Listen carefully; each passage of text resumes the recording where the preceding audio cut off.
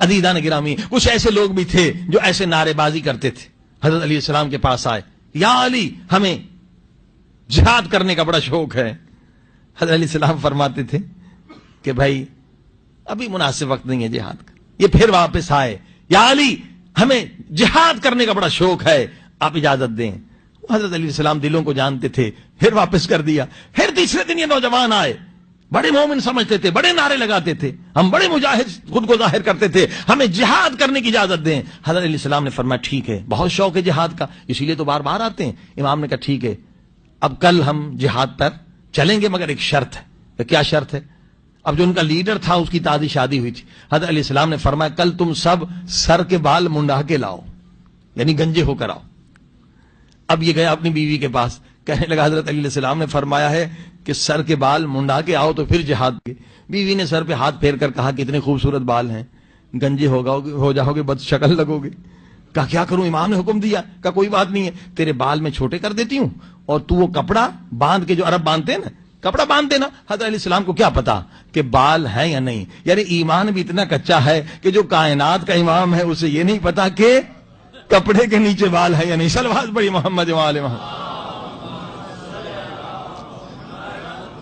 اب اس جوان نے امام کا حکم نہیں مانا، بیوی کا حکم مانا، تو کس کی ولایت کے اندر چلا گیا؟ بیوی کی ولایت اس کے دل میں تھی، مگر علی کی ولایت صرف زبان میں تھی. اور ذرا ورا لگا کر یہ آئے اور حضرت علی علیہ السلام نے معائنہ کرنا شروع کیا. سب سے پہلے اس کے پاس آئے، تلوار کی نوک سے کپڑا اوپر اٹھایا، کہا جب تو بالوں کی قربانی نہیں دے سکتا تو جان کی قربانی کہاں سے دے گا؟ صلوات پڑھے محمد و آل محمد. ہاں جی، ہاں جی، جو بالوں کی قربانی نہیں دے سکتا تو جان کی قربانی کہاں دے سکتا؟ تو کیا گنجا ہونا واجب تھا؟ نہیں، واجب تو نہیں ہے، مگر ایک ٹیسٹ تھا. اب یہ بات پھر آپ کی طرف آ رہی ہے، ذرا غور کریں کہ گنجا ہونا واجب نہیں ہے.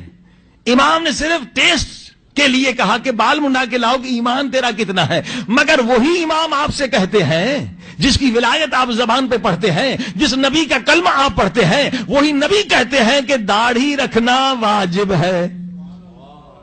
اب بتائیے، اللہ کہہ رہا ہے واجب ہے، قرآن کہہ رہا ہے اسوہ رسول میں ہے لہذا واجب ہے، امام کہتے واجب ہے. فقہ آل محمد میں لکھا ہے جس کی داڑھی نہیں اس کی گواہی قبول نہیں. صلوات پڑھی محمد و آل محمد. یعنی اتنا اہم مسئلہ ہے. 100 آدمی کہیں کہ ہم نے چاند دیکھا مگر کسی کی داڑھی نہیں تو وہ گواہی قابل قبول نہیں. یعنی اتنا اہم مسئلہ ہے. تو بھائی جب اللہ کہہ رہا ہے کہ داڑھی رکھو، رسول خدا کہہ رہے ہیں داڑھی رکھو، امام کہہ رہے ہیں داڑھی رکھو، قرآن کہہ رہا ہے داڑھی رکھو، تو کس حکیم نے کہا نہیں رکھو؟ نفس امارہ نے کہا ہے داڑھی رکھو گے تو بوڑھے نظر آؤ گے. اب تو بال بھی سفید ہو گئے ہیں، داڑھی رکھو گے تو یہ ہو جائے گا، یہ ہو جائے گا. جب اس چھوٹے سے گناہ سے ہم نہیں بچ سکتے جس میں لذت بھی کوئی نہیں بلکہ پیسے کی بچت ہے. صلوات پڑھی محمد و آل محمد. ہاں جی،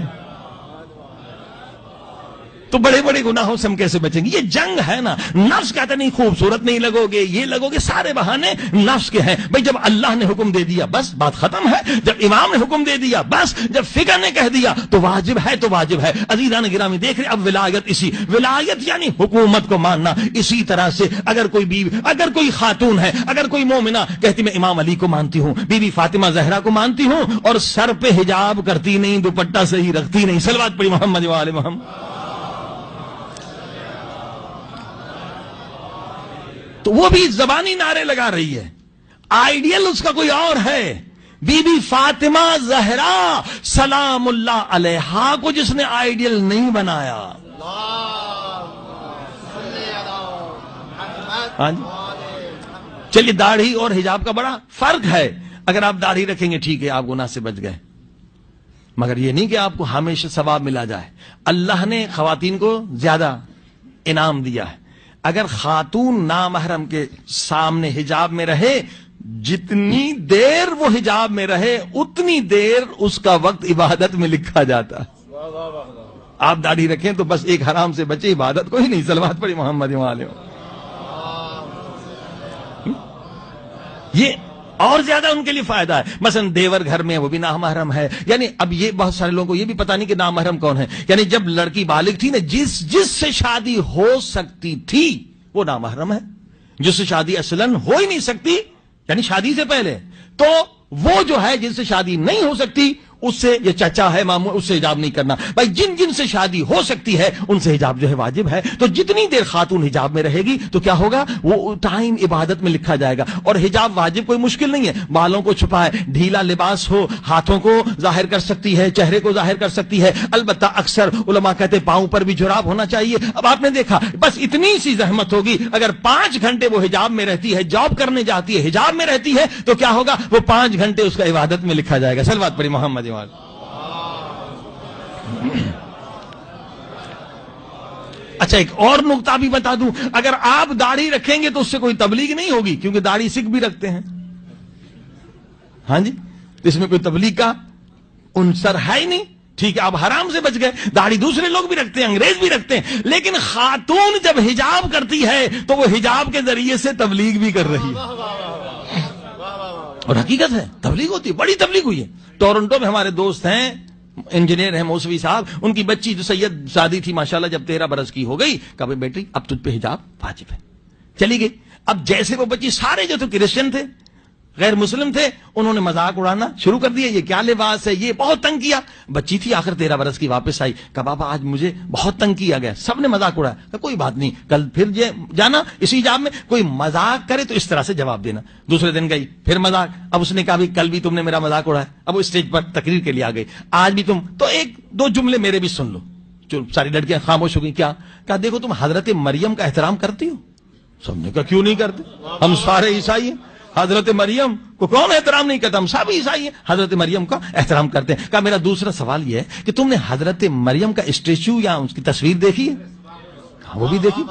کیا تم نے دیکھی ہے اس کا احترام؟ کہاں دیکھی ہے، کیونکہ وہ لوگ تصویر بھی بناتے ہیں، اسٹیچو بناتے ہیں. کہ حضرت مریم کی تصویر دیکھی؟ کہاں. کہا میرا آخری سوال یہ ہے کہ حضرت مریم کا لباس مجھ جیسا ہے یا تم جیسا ہے؟ صلوات پڑھیے محمد وعلى محمد. اکیلی مسلمان بچی سید زادی نے پورے کلاس میں تبلیغ کر لی. بس یہ چھوٹی تقریر کر کے اتری تو خود یہ کہتی ہے سید زادی کہ ایک کرسچن بچی آگے بڑھی، کہنے لگی کہ آج تو آپ نے میرا دل کا مشکلی، جو میری مشکل تھی، یعنی روان شناسی کے اعتبار سائیکولوجیکلی میں ایک پرابلم میں تھی، آپ نے وہ حل کر دی. کہا وہ کیا؟ کہا میں جب آتی تھی اسکول بس میں تو ظاہر ہے میرا لباس ایسا ہوتا تھا، میری ٹانگیں ننگی ہوتی تھی، تو مرد جو ہے وحشی حیوانوں کی طرح گھور گھور کے میری ٹانگوں کو دیکھتے تھے. مجھے بڑا غصہ آتا تھا کہ ان کی آنکھیں نکال دوں، کیونکہ یہ فطرت میں انسان کے شرم ہے. یہ جو میڈیا ہے نا پروپیگنڈا سے عورت کو بے شرم کرتے ہیں فیشن کے بہانے سے، اس کی فطرت میں تو شرم ہے. حیا اور شاید دنیا کی کہیں بھی عورت ہو اس کے فطرت میں. کہا مجھے بہت غصہ آتا تھا کہ یہ لوگ کیوں میرے بدن کو دیکھتے ہیں. میں چاہتی تھی کوئی میرے بدن کو اس طرح سے وحشی کتوں کی طرح نہ دیکھے، لیکن میں سوچتی تھی ان کا کیا قصور، میں خود کو خود ننگا کر رہی ہوں، میں خود اپنی ٹانگوں کو ظاہر کر رہی ہوں تو ظاہر مرد دیکھیں گے. اب میں اس شش و پنج میں تھی کہ میں کیا کروں کہ کوئی مرد میرے بدن کو ہوس کی نگاہ سے، شیطانی نگاہ سے نہ دیکھے. آج تیرا لباس میں نے دیکھا، میری مشکل حل ہو گئی. میں بھی چاہتی ہوں تیری طرح لباس پہنوں اور میں بھی مسلمان بننا چاہتی ہوں. صلوات پڑھی محمد وعلى. الحمدللہ وہ بچی مسلمان ہو گئی. اب آپ نے دیکھا یہ حجاب کا فائدہ ہے. حجاب جب تک عورت کرے گی کیا عبادت میں لکھا جائے گا، اور حجاب کر کے جاب پہ جائے گی، جہاں جائے گی وہ کیا ہوگا، وہ ایک تبلیغ کا سبب ہے. اسی لیے اب دیکھیے فرانس والے حجاب کو روک رہے ہیں، انہیں بھی پتا ہے کہ حجاب بڑھتا چلا جائے گا تو مسلمان بھی بڑھتے چلے جائیں گے. صلوات پڑھی محمد وعلی محمد.